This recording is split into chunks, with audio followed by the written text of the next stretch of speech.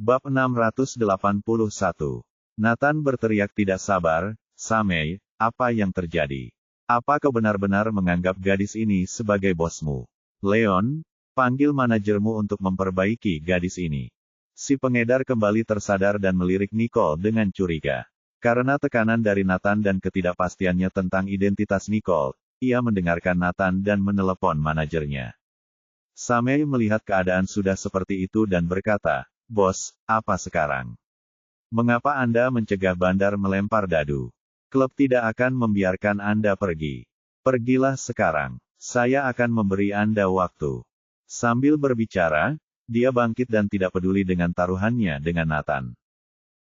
Nicole hanya menarik tangannya yang digunakannya untuk menekan cangkir. "Tidak apa-apa. Biarkan dia memanggil manajer." Melihat kesombongannya, Nathan mengira dia tidak tahu aturan di sini dan mengejeknya. "Jadi, kamu bos baru Samei. Kudengar namamu Nicole, kan? Konon, kamu dari desa itu, sepertinya itu benar.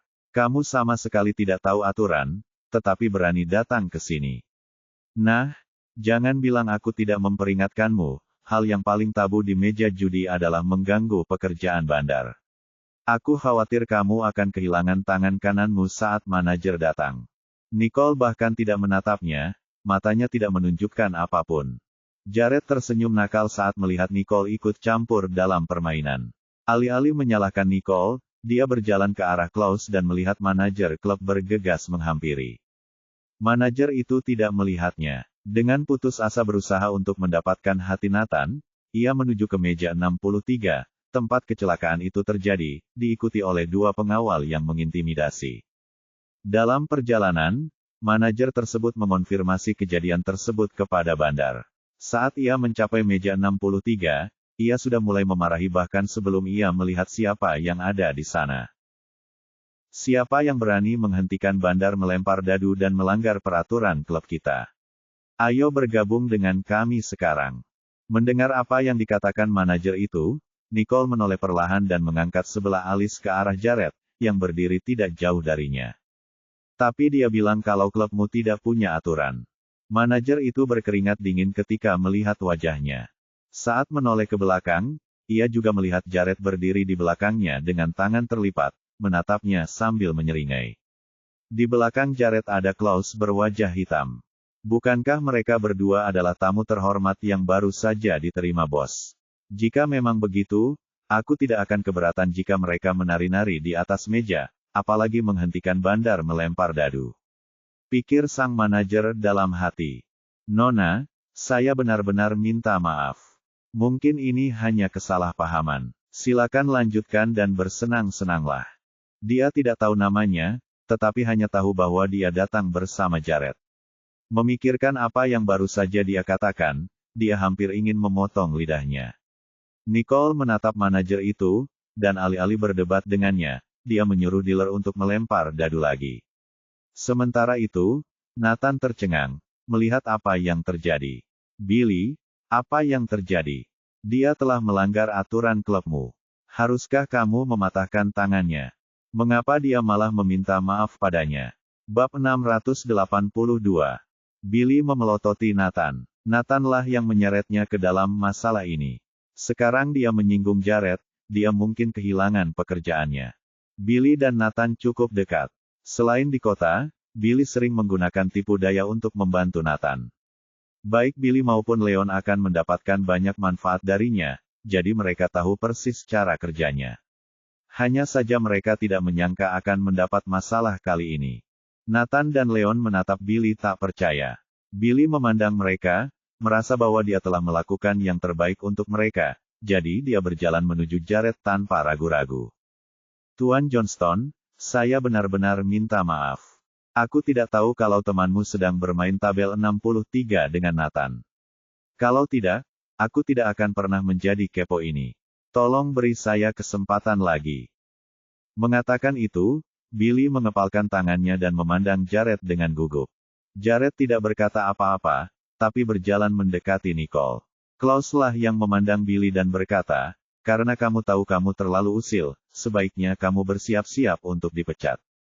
Billy membeku di tempatnya. Dengan kemampuan Jared dalam menilai sesuatu, ia dapat dengan mudah mengetahui bahwa Billy berkonspirasi dengan Nathan. Jadi Billy tahu kariernya dipertaruhkan.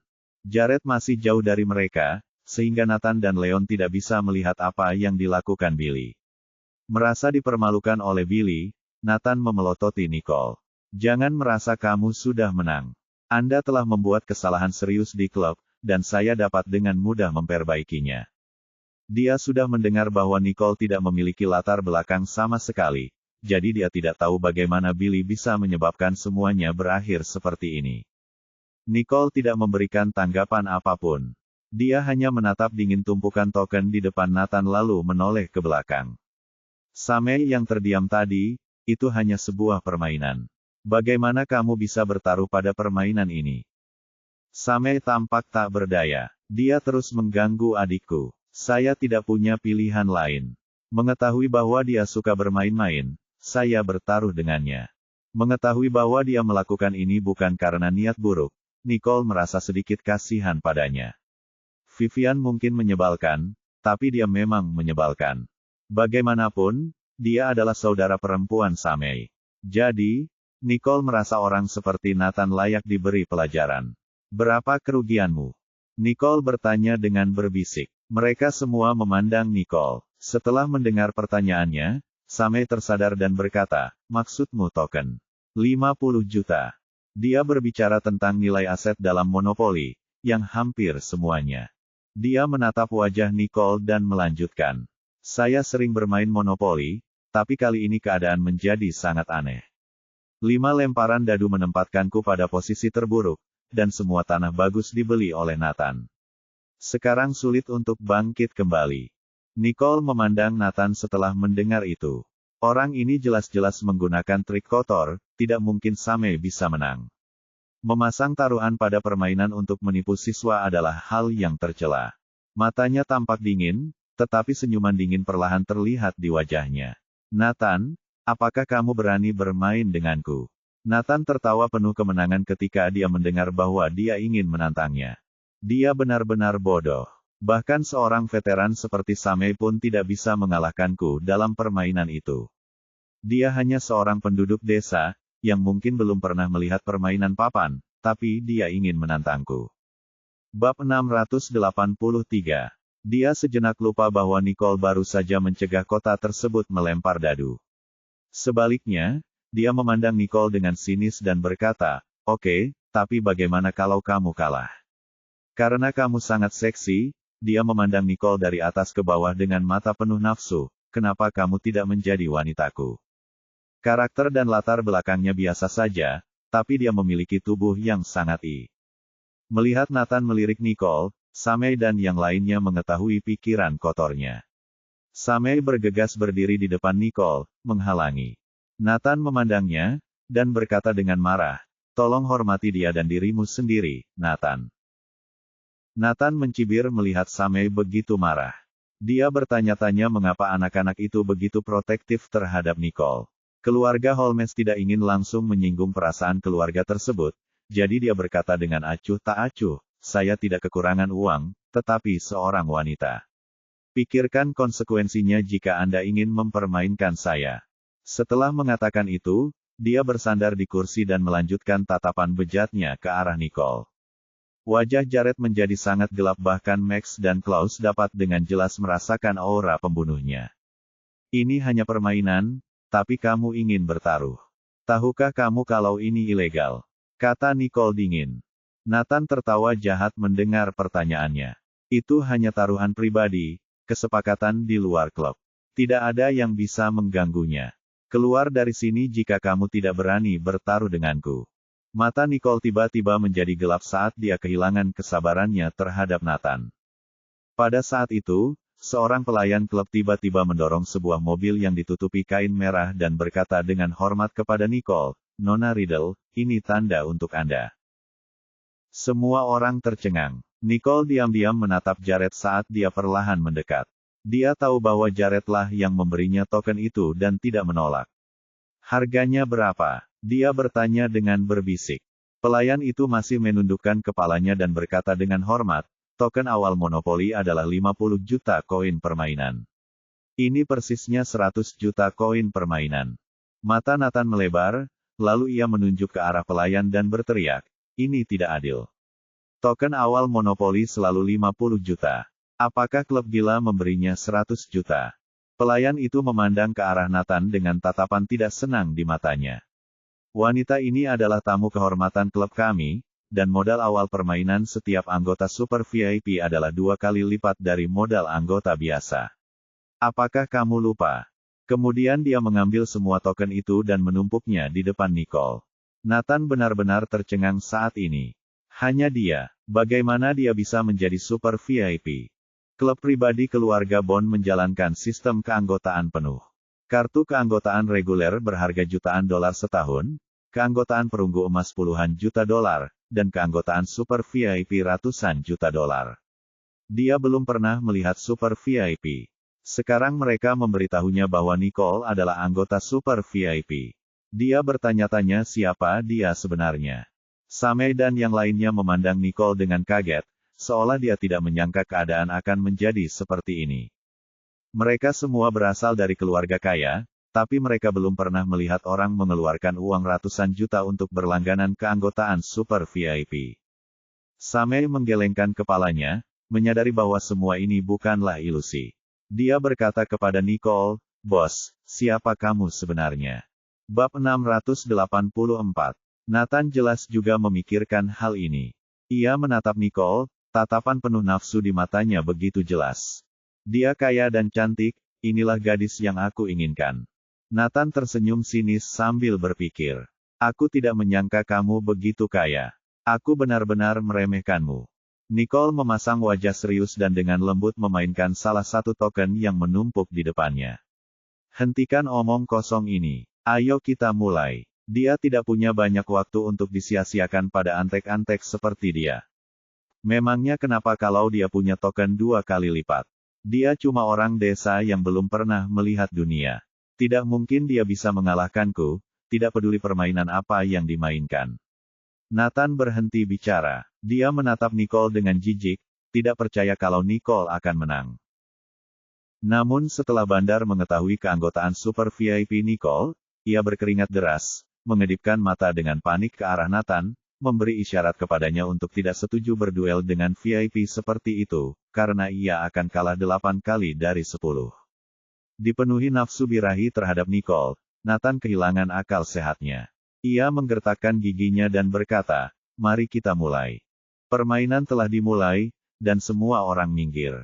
Jared dapat melihat ekspresi di mata Nicole dengan jelas, dia tampak seolah-olah sudah familiar dengan aturan dan strategi sekarang. Klaus berdiri di samping dan memperhatikan, rahangnya ternganga saat Nicole baru saja mulai membaca aturan.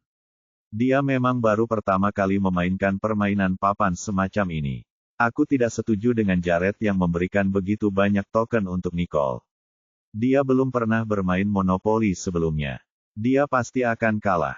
Ia menatap Nicole dan terdiam. Kemudian ia bergumam, sudah berakhir, Tuan Johnston.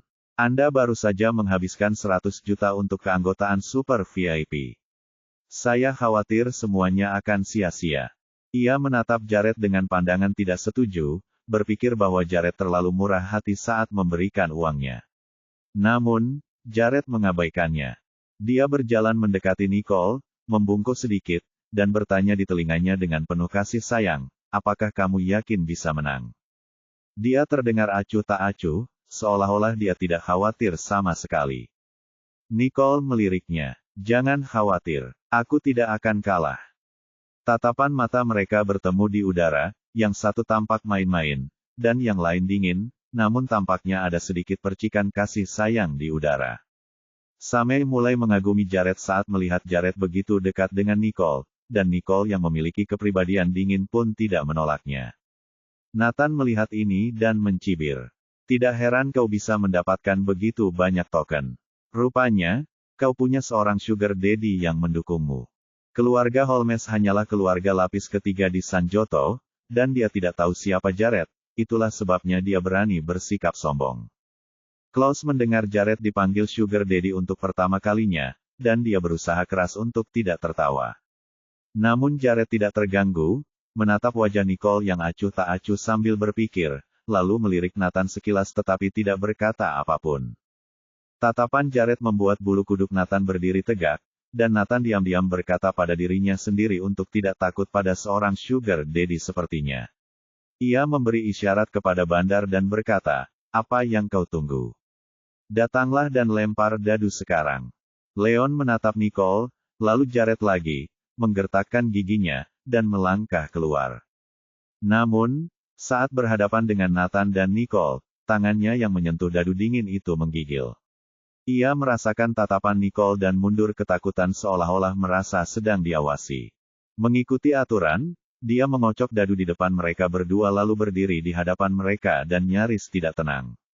"Silakan mulai setor uang awal Anda di bank." Nicole melihat tokennya dan mengeluarkan setengahnya tanpa ragu. "Saya akan mulai dengan jumlah uang yang sama dengan miliknya." Bab 685. Dia yakin akan menang dan tidak membutuhkan banyak token sama sekali. Samei menatap Nicole dan ingin memperingatkannya agar tidak menganggap enteng lawannya. Namun, ia melihat wajah Nicole yang tenang dan berpikir ulang. Ia menduga Nicole mungkin yakin akan menang, dan ia tidak perlu meragukannya. Taruhan awal sebesar 50 juta membuat Nathan menatapnya. Ia tidak menyangka bahwa ia masih memiliki keberanian dan tidak menggunakan hak istimewa Super VIP-nya. Namun, itu mungkin menguntungkannya, karena ia mungkin menang lebih cepat. Jadi, dia pun melakukan hal yang sama. Pembagi dadu berjalan ke arah keduanya dan membuka dadu Nathan terlebih dahulu.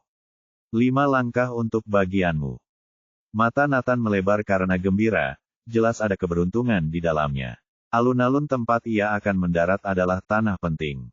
Ia bisa membelinya untuk mendapatkan jaminan Nicole mendarat di sana.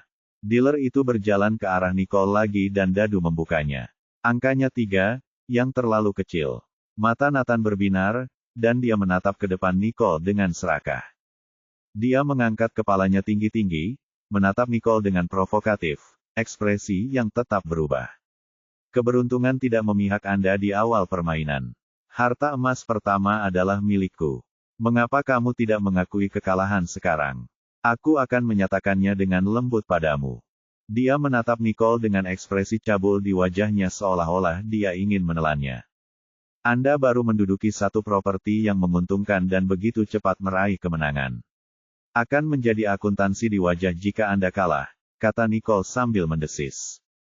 "Tidak mungkin aku akan kalah." Seperti yang diharapkan, Nathan memasang ekspresi tidak senang di wajahnya saat mendengar apa yang dikatakan Nicole. "Aku tidak dilahirkan kemarin. Aku tidak akan kalah dari seorang pemula sepertimu." "Itu yang kau katakan?" Nicole tiba-tiba berkata, "tapi kau masih menyumbangkan taruhanku. Aku akan menjadi wanitamu jika aku kalah. Bagaimana kamu jika kau kalah?" Dia benar-benar berani membayangkan bahwa dia akan menang. Melihat dari situasi sekarang, Nathan merasa dia tidak mungkin menang. "Jika aku kalah, aku akan meninggalkan Sanjoto dan tidak akan pernah muncul lagi di hadapanmu." "Oh, benarkah? Ini yang kau katakan? Oke." Nicole tersenyum, tahu bahwa Nathan telah terpancing. Dia tidak tahu bahwa Nicole telah memberi hadiah. "Ya, aku sudah menyatakan. Catatlah kata-kataku." Nathan tertawa, berpikir bahwa hal ini tidak mungkin terjadi. Dia yakin Nicole akan kalah dan menjadi wanitanya, dan dia hampir tidak dapat menahan ekspresi gembira di wajahnya. Nicole memandang dan membalikkan, ekspresi acuh tak acuh. "Lebih baik kau menepati janjimu." Samei dan yang lainnya melihat dengan jelas dari pinggir lapangan bahwa angka dadu Nicole kecil, dan keadaan tidak membaik pada putaran berikutnya. Samei melihat wanita itu mengangkat tangannya untuk mengambil benda itu, dan dia mencoba menghentikannya. "Tenang saja, bos." Klaus begitu cemas hingga dia tidak tahan melihatnya. Sementara itu, Jared menatap Nicole dengan serius. Nicole tampak ragu sesaat setelah mendengar apa yang dikatakan Samei. Jantung Nathan berdebar kencang, dan ia melihat Nicole meliriknya sambil memutar lalu berkata kepada Samei, "Kamu bosnya, atau aku bosnya?" Bab 686. Setelah berkata demikian, dia menggerakkan bidaknya ke arah persegi sebelum Samei dapat menghentikannya. Dia merasa sedih melihat Nicole akan dirugikan. Namun, dia tahu dia tidak bisa menyalahkannya, Nicole hanya ingin membantunya. Selain itu, dia pikir Nicole masih gadis kecil, dan wajar saja kalau dia belum pernah bermain monopoli sebelumnya. Ini semua salah Nathan. Samei dan yang lainnya menatap Nathan dengan kebencian di mata mereka. Nathan tidak peduli dengan apa yang mereka pikirkan. Ia melihat gerakan Nicole dan tersenyum seperti kucing Cheshire.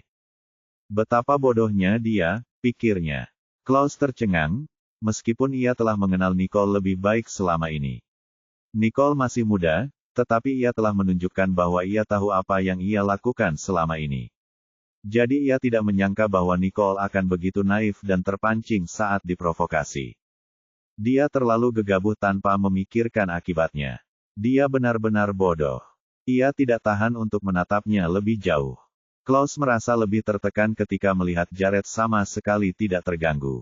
Tolong, bos. Nicole mengambil uangmu dan mencoba menjadi pahlawan. Jared tersenyum melihat ekspresi percaya diri Nicole.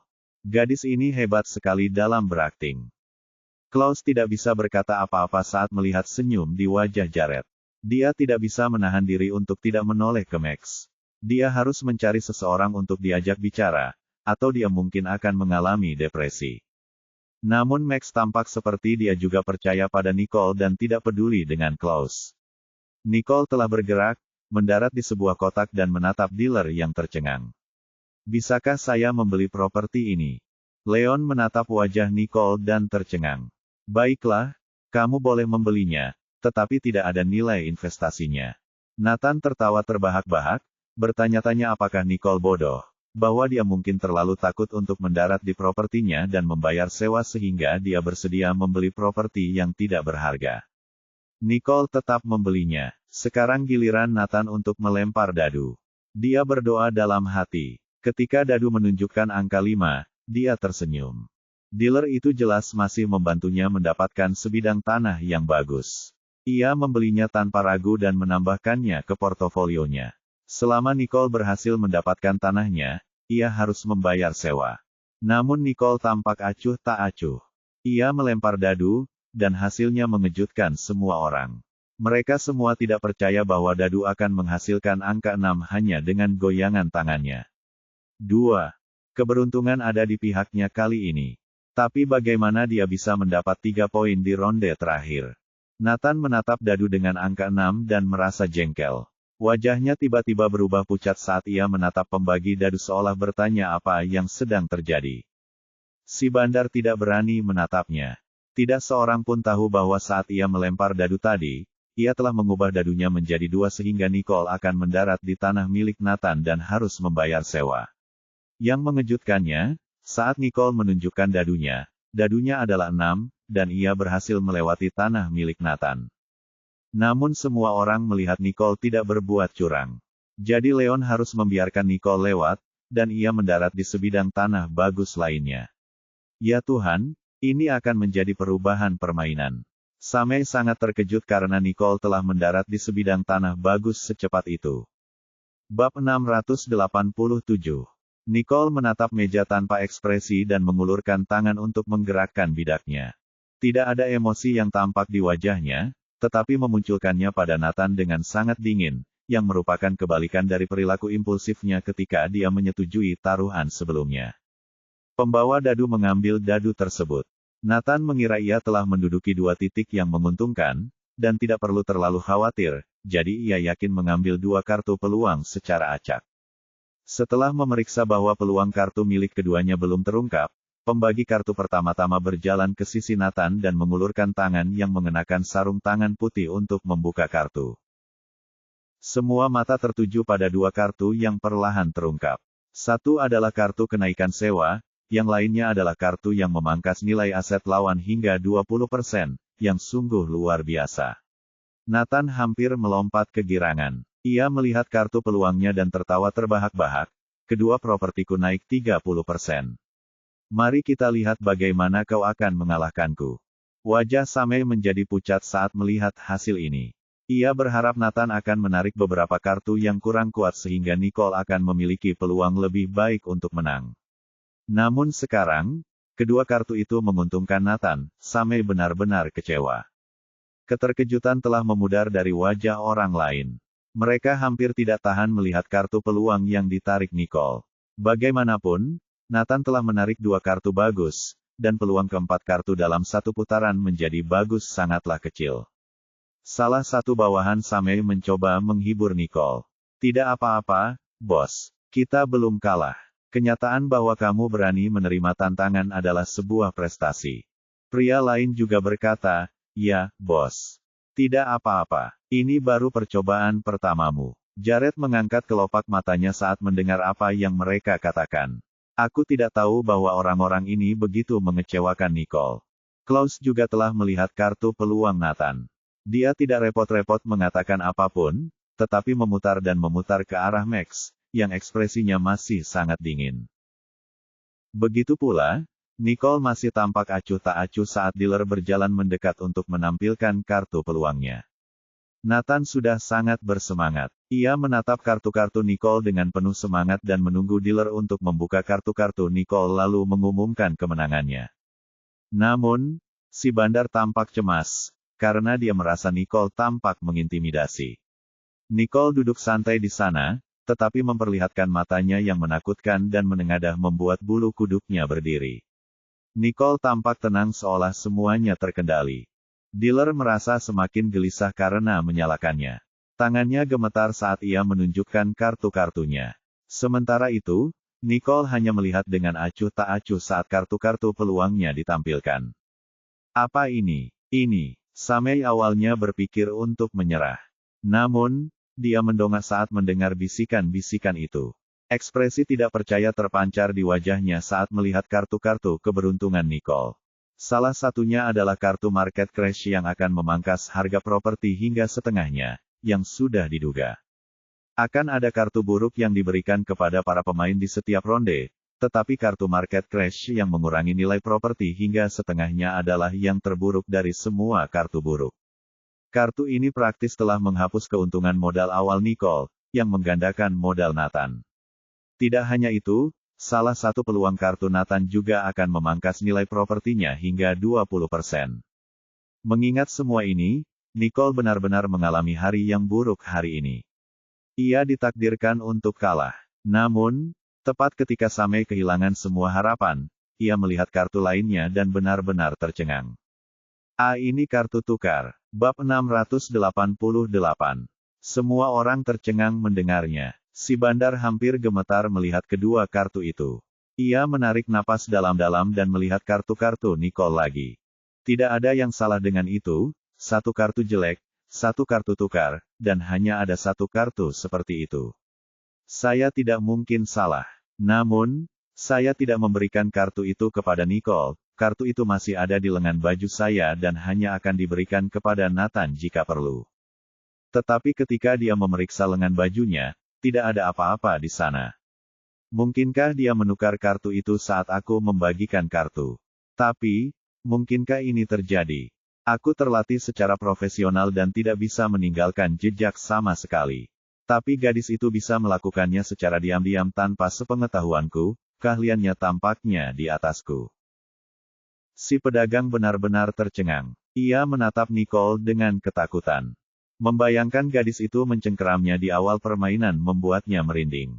Si bandar menjadi tenang setelah beberapa saat dan berkata dengan lembut, tidak perlu melanjutkan permainan monopoli ini, wanita ini menang. Nathan menatap si pedagang dengan tercengang. Apa yang sedang kamu bicarakan? Bukankah dia pengedar? Mengapa dia berbicara atas nama Nicole? Nicole tersenyum dan meletakkan kartu di tangannya satu persatu. Ketika Nathan melihat kartu pengurangan aset, dia sangat gembira. Lihat, seperti yang sudah kukatakan, orang desa seperti dia tidak mungkin bisa mengalahkanku. Samei mendesis. Jangan terlalu cepat senang, Nathan. Lihat kartu bos kita berikutnya. Nathan membencinya, karena yakin bahwa Samei hanya menggertak. Menurutmu aku akan percaya bahwa dia punya kartu tukar? Tidak mungkin. Selama bandar masih di pihakku, dia tidak mungkin memberikan kartu seperti itu padanya. Sementara Nathan tertawa penuh kemenangan, Nicole memperlihatkan kartu terakhirnya. Sekarang ia tidak bisa tertawa lagi, tidak menyangka Nicole akan memegang kartu tukar di tangannya. Suasana hening. Semua orang mengenal Nathan, dia bermain monopoli dan hampir tidak pernah kalah. Namun hari ini, dia mengacau dan dikalahkan dalam permainannya sendiri oleh pemain wanita pemula untuk pertama kalinya. Tidak, saya tidak akan kalah. Nathan masih tidak percaya. Samei berkata dengan penuh kemenangan, kalian pasti akan kalah. Semua kartu kalian akan menjadi milik bos kami, setelah nilai aset kalian dikurangi setengahnya, nilai aset kalian akan dikurangi lagi sebesar 20%. Apa yang tersisa? Token awal Nathan adalah setengah dari milik Nicole, dan sekarang ia hanya memiliki sisa 10 juta, yang bahkan tidak cukup untuk membeli properti berikutnya, yang berarti ia tidak dapat melanjutkan permainan. Tidak, itu tidak mungkin. Raut wajah Nathan berubah drastis, dan dia menatap si bandar dengan heran. Kau mengkhianatiku. Aku memberimu begitu banyak uang, tetapi kau malah memberinya kartu tukar. Semua orang tercengang mendengar itu. Tak seorang pun menduga alasan Nathan bisa terus menang adalah karena ia telah menyuap bandar. Si pedagang tahu dia sudah tamat saat melihat apa yang terjadi. Dia melepas sarung tangan dan menaruhnya dengan rapi di atas nampan, lalu memohon kepada pengawas. Saya menipu tamu untuknya di meja 63. Bawa saya pergi, saya akan bertanggung jawab atas hal itu. Selama dia dibawa pergi, Nathan tidak bisa mencari masalah dengannya. Bab 689. Menurutmu kemana kau akan pergi? Nathan ingin menangkap si pengedar. Pengawas itu mengerutkan kening, menghentikan Nathan, lalu mengatakan sesuatu ke walkie-talkie. Setelah mendapat balasan, ia membawa bandar itu pergi. Bajingan, kembalilah. Kembalikan uangku. Namun, tak seorang pun peduli padanya. Semua orang yang menyaksikan seluruh kejadian itu memandang Nicole dengan heran, seolah-olah mereka tidak mengira semuanya akan berakhir seperti ini. Nathan sadar bahwa ia benar-benar telah kalah di tangan orang desa yang dibencinya. Jared memberi isyarat kepada Max untuk membersihkan tempat kejadian. Max segera melangkah maju. Kau kalah, dan kau mengatakan sebelumnya bahwa jika kau kalah, kau akan meninggalkan Sanjoto. Sekaranglah saatnya untuk menepati janjimu. Samei dan yang lainnya merasa menang saat mereka menyaksikan Max memerintahkan pengawalnya untuk membawa Nathan pergi. Ini hanya permainan. Siapa yang menganggap serius permainan? Oke aku. Nathan merasakan ada yang tidak beres dan mencoba lari. Nicole melihat dan mengerutkan kening saat Nathan melarikan diri. Tepat saat dia hendak berdiri, Klaus, yang berada di sebelah Jared, beraksi. Dia menerjang dan menjatuhkan Nathan ke tanah dengan satu pukulan. Apakah kamu mencoba untuk menghindar dari tanggung jawab? Siapa sih yang bertaruh dengan Nona Riddle tadi? Iya. Kamu pantas menerima semua ini. Nathan tergeletak di tanah, memegangi perut yang sakit, menatap Klaus dengan penuh kebencian. Ia tidak pernah menyangka bahwa orang-orang di sekitar Sugar Daddy ini begitu hebat. Tak lama kemudian petugas klub tiba dan menyeret Nathan pergi, menunggu keluarga Holmes menebusnya. Tuan Bond kemudian keluar sambil tersenyum. Kali ini, setelah menyapa Jared, dia berjalan ke arah Nicole dan menatap dengan hormat. Saya minta maaf atas apa yang terjadi, Nona Riddle. Nicole memandang dan berkata pelan, tidak apa-apa. Tapi jangan biarkan orang-orang yang berjudi di permainan papan itu datang lagi. Senyum Tuan Bond menegangkan, dia tahu Nicole sedang memperingatkannya bahwa jika ada orang lain yang datang untuk berjudi menggunakan permainan papan, klubnya akan ditutup. Mengetahui bahwa dia tidak mampu menyinggung Jared dan Nicole, dia menatap Nicole dengan hormat. Kau benar, saya tidak akan pernah mengizinkan orang seperti itu datang ke klub kita lagi. Tuan Bond menatap Jared dalam diam dan hanya menghela napas lega saat melihat Jared tidak mempunyai pendapat apapun tentangnya. Mengetahui apa yang ingin dikatakannya, Nicole menatapnya. Tetapi hari ini, Nathan dan aku bertaruh bahwa dia akan meninggalkan Sanjoto besok jika dia kalah. Sekarang, terserah padamu untuk mengawasinya. Bukan hanya Jared, tetapi bahkan Klaus, yang sedang mengamati dengan tangan disilangkan, terkejut. Keluarga Holmes mungkin menolak, tapi mereka masih memiliki pengaruh tertentu. Sulit untuk mengusir keluarga Holmes dari Sanjoto. Namun Nicole mengajukan tuntutan seperti itu. Dia gadis yang sangat kejam. Tuan Bond segera mengarahkan mulutnya yang menyanjung ke arah Jared. Tuan Johnston. Melakukan permintaan itu akan membuatnya terpojok. Jared bahkan tidak menatapnya ketika dia berkata, ikuti saja aturan layanan super VIP di klubmu. Wajah Tuan Bond mengerutkan kening, tetapi memikirkan 100 juta Jared. Telah dihabiskannya, ia segera menggertakkan giginya dan berkata, kena kau. Aku akan menanganinya. Silakan nikmati waktu kalian di sini, Tuan Johnston, Nona Riddle. Oleh karena itu, ia tidak sabar untuk pergi ke belakang panggung dan menghubungi keluarga Holmes. Kali ini, Nathan-lah yang telah menganiaya teman Jared. Jadi, dia harus berkumpul dengan keluarga Holmes dan mengusir mereka dari Sanjoto. Samei dan yang lainnya menenangkan diri setelah Tuan Bond pergi. Bos, apakah kita benar-benar menang? Bab 690. Nicole melirik beberapa orang di antara mereka, lalu berdiri dan berjalan ke arah Jared, lalu berbalik kembali ke arah mereka dan berkata, karena kalian memanggilku bos, aku tidak bisa melihat kalian diganggu. Dengan itu, dia berkata pada Jared, terima kasih. Keanggotaan VIP di sini pasti sangat mahal kan? Belum lagi super VIP. Jared menatap bola matanya yang seperti kaca dan berkata dengan penuh kasih sayang, pulanglah. Nicole tidak membantahnya lagi. Dia melirik Samei dan yang lainnya dan berkata dengan nada yang memiliki kelembutan langka dalam suaranya. Sudah malam, Samei, bawa mereka kembali. Nathan seharusnya tidak punya kesempatan untuk mencari masalah dengan kalian semua lagi. Samei dan beberapa orang lainnya memperhatikannya berdiri bersama Jared. Rupanya pria inilah yang datang bersama bos mereka hari ini, dan dia benar-benar merasa bahwa pria ini lebih dari sekadar pemilik kafe. Dia memandang Jared dan tidak bisa tidak menghormatinya, lalu dia berterima kasih kepada Nicole dan Jared. Nicole tidak berkata apa-apa lagi. Dia berbalik dan berjalan menuju bagian luar klub. Jared melemparkan kunci mobil di tangannya ke arah Klaus dan menatapnya dengan acuh tak acuh. Max tidak ada di sana. Kau yang menyetir. Klaus segera mengambil kunci dan segera membawa mobilnya.